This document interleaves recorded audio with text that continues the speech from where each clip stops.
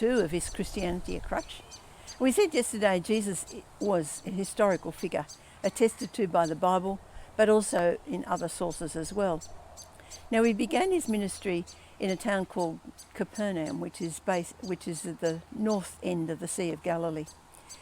He began proclaiming the good news, and he wasn't just teaching, he was also demonstrating the power of God. Mark 1:21-27 tells the story that he was preaching in the synagogue, and it says the people were absolutely amazed at his teaching because it was so different. But then a man interrupted, a man with an evil spirit, and called out and said, "I know who you are. You're the Son of God. What do you want to do with us?" Jesus immediately drove the spirit out of him. And this is where the amazement of his teaching turned into absolute astonishment, that he could just speak a word and the spirit would come out of the man. Verse 27, news about him spread quickly over the whole region of Galilee.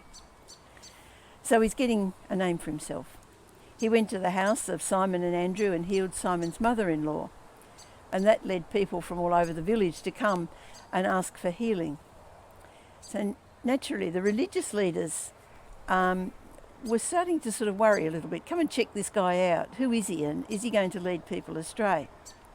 So when he came back to Capernaum a little later, crowds gathered to hear him teach. And the crowd was so big that the house was absolutely full and there were people outside. You just couldn't get around. But the Jewish leaders went along because it was their duty to see that someone wasn't leading people astray. But this story in Mark 2 tells us that there were some men who had a paralysed friend and they wanted to bring him to Jesus for healing. But the crowd was so great they just couldn't get anywhere near him. However, they weren't going to give up. They found their way up onto the roof and they began to dig through, make a hole in the roof. A hole large enough for a man to be lowered through on a stretcher. Now, it must have been a massive distraction for everyone inside, because it wouldn't just be a case of pulling off a few tiles. They really had to dig at it and make this hole. It would have been a slow and a messy job. But the friends were determined. And it was their determination and their ingenuity that really impressed Jesus.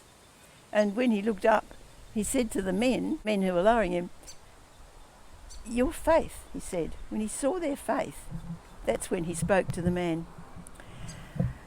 Okay, here's a man paralysed. He's unable to walk. It'd be obvious to everyone what he wanted. He wanted healing so he could walk again. That was his weakness. He needed to be healed. But instead, Jesus just says, "Your sins are forgiven." So he needed healing.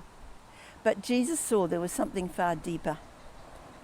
He needed to deal with the issue of sin. And that's, of course, what set the Jewish leaders murmuring. Only God can forgive sins. Who does he think he is?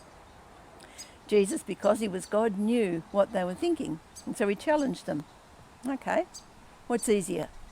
Just to say your sins are forgiven, or to say, pick up your mat and walk?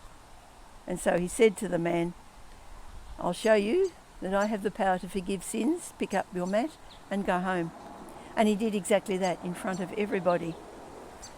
Because Jesus was demonstrating that there were things more important than what we see on the surface, but also demonstrating that he had the power of God in both word and action.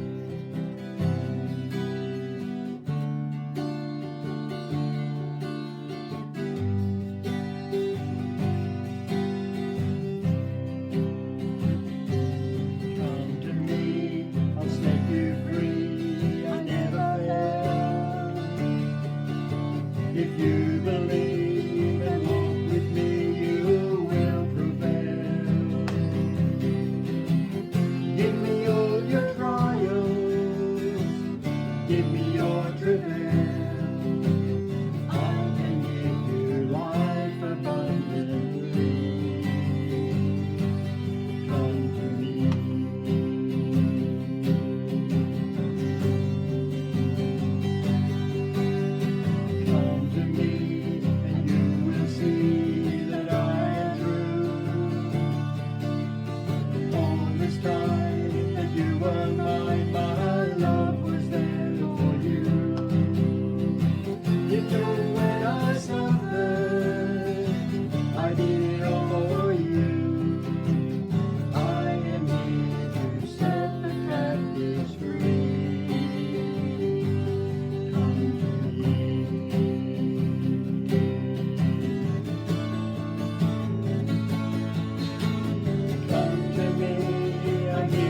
you can hold my hand.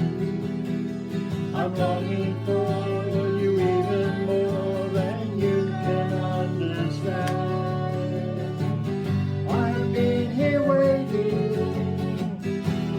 patiently. I will give you everything you need. Come to me.